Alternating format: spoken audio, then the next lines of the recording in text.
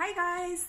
Alright, so an ab video one, which doesn't really surprise me. We'll still get to glutes later, but I did want to get at least one workout video posted this weekend. So I get a lot of questions about abs. And the first thing that I want to just put out here is nutrition is number one. If your nutrition isn't on track and you're not in a deficit, you can certainly train your abs and you can do the ab exercises that I'm going to show you today, but you're not going to see your hard work. And one of the things I often get asked by clients is, well, I've been training for a long time, but my stomach seems to be getting bigger. I'm doing a lot of ab workouts a week, but my waist is just getting larger. And that's one of the big problems. If you're overeating and you're doing a lot of ab work, it's similar to any other muscle groups. The muscle group's going to fill out, it's going to grow. And if you're not losing the fat on top of it, then you're not going to see your hard work. So it is really important that you're in a deficit and you have specific times during the year when you're in a deficit to lean out a little bit and see your hard work, and then a time where you're eating at maintenance or in a surplus so that you're able to actually build some quality muscle. So I typically treat the abs like any other muscle group. I train them twice per week after one of my workouts. And I also do a lot of full body movements. So I do a lot of squats and lunges and deadlifts, which targets the core as well. If you're doing them right, you should be targeting the core. Now, one thing I will say is if you're doing a lot of powerlifting or you're doing a lot of powerlifting or Olympic lifting, if you're doing those types of movements, your core will get a little bit thicker. Your obliques will get thicker. And that's just because you're just carrying so much weight around. You're lifting so much weight. You are going to end up with a thicker core. So, and my pictures back from CrossFit days, you'll see that I look much larger because I just have so much more muscle on my midsection. Now I am still lifting heavy, but I'm focusing more on physique goals. So one of the big things that I've been focusing on is not doing so much oblique work. So one of the biggest problems for me coming from CrossFit and a powerlifting background is I had huge obliques and a huge core, which is amazing when I was looking to lift a lot of weight and do a lot of Olympic lifting and heavy Olympic lifting. But now that I'm looking to get on stage, my goals are a little bit different. So you also want to keep your goals in mind. You want to be functional for what your goals are. But I do still incorporate nearly 95% just full body movements. I'm not a type of person that uses a lot of machines, and I just think that it ties the body in so nicely for physique goals when you're doing those full body movements. So, all right, let's get started. What are some of my favorite ab exercises? Now, the first one I'm going to recommend is really to help you focus on activating your core.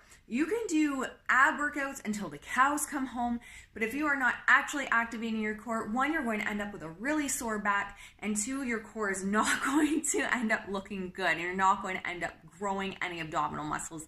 And then your back's going to ache, and you're going to wonder why you're getting back pain or neck pain while you do the ab exercises. If you're feeling it in your neck or your back, it's because you're simply not activating the core. It is so important to actually be using the core properly.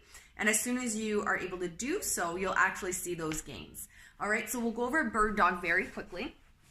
Bird dog, you want to have your hands under your shoulders, your knees under your hips, and then you're just going to reach out, keeping a flat back, and then back down.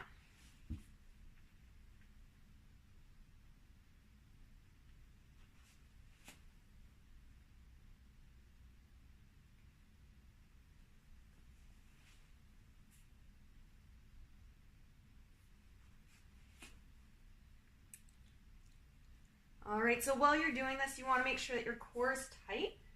You're using your core to balance and prevent you from going one way or the other.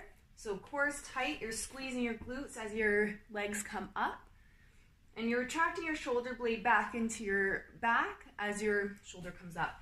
And I'll show you on this one. So when you're coming up, you don't want to be like this, shoulder back and down, squeezing your glutes. All right, so my next favorite core exercise, this one I find really helps me target my core. So I tend to be someone that my hip flexors will kick in when I do core work. So this one has been very important for me in activating the core and really focusing on the core. So when you do this one, you won't be able to see in the frame, but my feet are going to be together and my knees out to the side, and then that way it really takes away the ability for my hip flexors to kick in. Now, when you do this one, or any ab exercise, you want to make sure that you're flattening your back out. So you don't want to arch your back between exercises. You want to keep your core tight to the ground and your core activated the whole time. So for this one, hands behind the head, down, keeping my bum and my glutes tight, my back flat, and back up.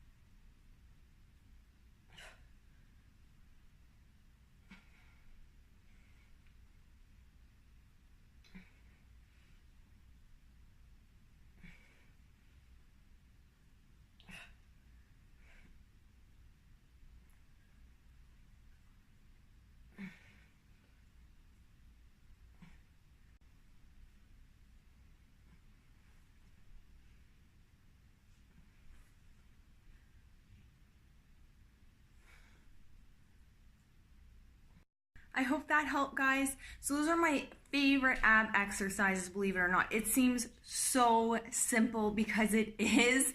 I really enjoy incorporating hanging leg raises, but I wanted to incorporate something for people that maybe don't have a pull-up bar or squat rack in their basement like I do. Something that's really easy to do from your mat, from home. Now, again, I do about 3 to 4 sets. If it's a twisting movement like the hip dips, I do 15 per side. Otherwise, it's 15 of each exercise. And then I do that about 2 to 3 days a week after my regular workouts, incorporating those full body movements. All right, guys, I hope that helped. I hope you had a fabulous weekend and got to spend some time with your loved ones. I will see you tomorrow.